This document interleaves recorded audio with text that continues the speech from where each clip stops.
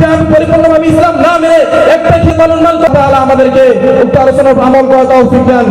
আমিন। নাসমিনাল্লাহি ফাতহুন করিব ওয়া বাশশিরিল মুমিনিন ওয়া রাহমাতুল্লাহি ওয়া বারাকাতুহু।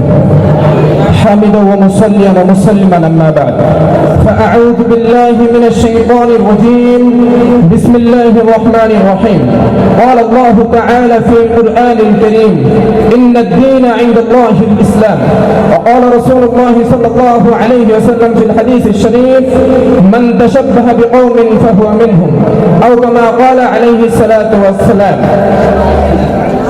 প্রিয় সুধী, আমরা এমনই এক দেশে বাস করি যে দেশে প্রতিদিন 70-25% পরিবার অনাহারে থাকে।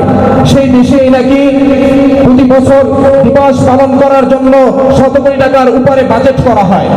তাই বছর শুরু করার পূর্বেই বছরের শুরুর দিবস 31st নাইট বিষয়টি পর্যালোচনা করতে দেওয়ার জন্য রহমানিয়া ছাত্র পাঠাগার কর্তৃপক্ষকে জানাই বুক ভরা সাধুবাদ। বিষয়টি আলোচনা করার সময় যাবে, তার কালক্ষেপণ না করে আমার ক্ষুদ্র জ্ঞানে কোরআন ও হাদিসের আলোকে কিঞ্চিত আলোকপাত করার প্রয়াস চালাবে ইনশাআল্লাহ তাআলা। তার কালক্ষেপণ না করে বিচারকদ্বয়কে যথাযথ সম্মান জানিয়ে আমার মূল বক্তব্যে ধাবিত হচ্ছি। আমরা প্রথমে জেনে নিব ইসলামে 31st নাইট কি।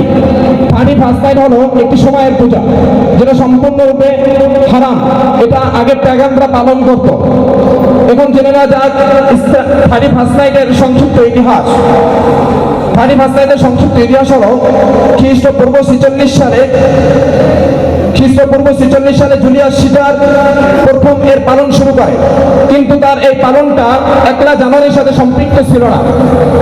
ইরানে এটা পালন হতো না ইউরুজ নামে, নয়া দিন, বছরের নতুন দিন নামে। পরবর্তীতে গ্রেগরিয়ানদের ক্যালেন্ডার অনুযায়ী 1583 খ্রিস্টাব্দে তার এই দিবস পালনটাকে 1 জানুয়ারির সাথে সম্পৃক্ত করা হয়। এখন জেনে নেওয়া যাক ইসলামে 31st নাইটের ভিত্তি কি। মনে রাখতে হবে 31st নাইট উদযাপন করা মুসলমানদের কোনো কৃষ্টি কালচারের অন্তর্ভুক্ত নয়। একটি জাতির উৎসব উদযাপন করা সেই জাতির কৃষ্টি কালচারের অন্তর্ভুক্ত। সুতরাং সেই জাতির বিজাতীয়দের সংস্কৃতি চর্চা করতে, গ্রহণ করতে নিষেধ করে মহাগ্রন্থ আল কোরআনে ঘোষিত হচ্ছে ওয়া মান ইয়াবতাগি গায়রাল ইসলামি দীনান ফালা ইয়াকবাল মিনহু ওয়া হুয়া ফিল আখিরাতি মিনাল খাসিরিন। আল্লাহ তাআলা বলেন, ইসলাম ব্যতীত অন্য ধর্ম গ্রহণ করলে তা আল্লাহ তাআলার নিকট গ্রহণযোগ্য নয়। অর্থাৎ ইসলাম ব্যতীত যে কোনো ধর্মের যে কোনো সংস্কৃতি গ্রহণ করা যাবে না। এই ব্যাপারে রাসূল করিম সাল্লাল্লাহু আলাইহি ওয়াসাল্লাম হাদিস শরীফ বলেন, আন আবি হুরায়রা রাদিয়াল্লাহু তাআলা আনহু قال قال رسول الله صلى الله عليه وسلم من تشبه بقوم فهو منهم। যে ব্যক্তি কোন ইহুদি খ্রিস্টান এদের কৃষ্টি কালচারের সাথে সম্পৃক্ত থাকবে সে তাদেরই অন্তর্ভুক্ত হবে। হাদিস শরীফে মুসলমান যেন বিজাতীয়দের কোন কৃষ্টি কালচারের অন্তর্ভুক্ত, কোন কৃষ্টি কালচারের যেন অনুকরণ না করে সে ব্যাপারে সুসংবাদ দিয়ে ঘোষণা হচ্ছে। সেই ব্যাপারে সুসংবাদ দিয়ে ঘোষণা হচ্ছে আনাস রাদিয়াল্লাহু তাআলা আনহু قال قدم رسول الله صلى الله عليه وسلم المدينة لهم يومان يلعبون فيهما في الجاهلية فقال إن الله أبدى لكما بهما خيرا। রাসূল করিম সাল্লাল্লাহু আলাইহি ওয়াসাল্লাম যখন মদিনায় প্রবেশ করলেন, দেখলেন তারা দুটি উৎসব পালন করে যা তারা জাহেলী যুগে পালন করত। রাসূল করিম সাল্লাল্লাহু আলাইহি ওয়াসাল্লাম তাদেরকে সুসংবাদ দিয়ে বললেন, আল্লাহ তাআলা তোমাদেরকে এই দুটি উৎসবের বিনিময়ে উত্তম উৎসব দান করেছেন, এক হলো ঈদুল ফিতর আর এক হলো ঈদুল আযহা। প্রিয় সুধী, উক্ত আলোচনা দ্বারা স্পষ্ট হয়ে যায় ইসলামে 31st নাইটের কোনো ভিত্তি নাই।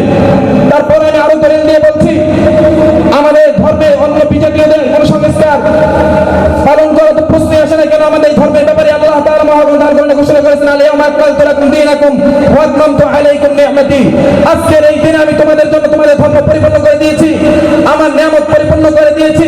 আল্লাহ তাআলা এই ঘোষণা করতেও ভুলেন নাই, ইন্নাদ দীনা ইনদাল্লাহিল ইসলাম, আমার নিকট একমাত্র ধর্ম হলো ইসলাম। আল্লাহ তাআলা এটাও ভুলেন নাই যে হে ইমানদারগণ, ইয়া আইয়ুহাল্লাযীনা আমানু দুখুলু ফিস-সিলমি কাফা, তোমরা পরিপূর্ণভাবে ইসলামে প্রবেশ করো।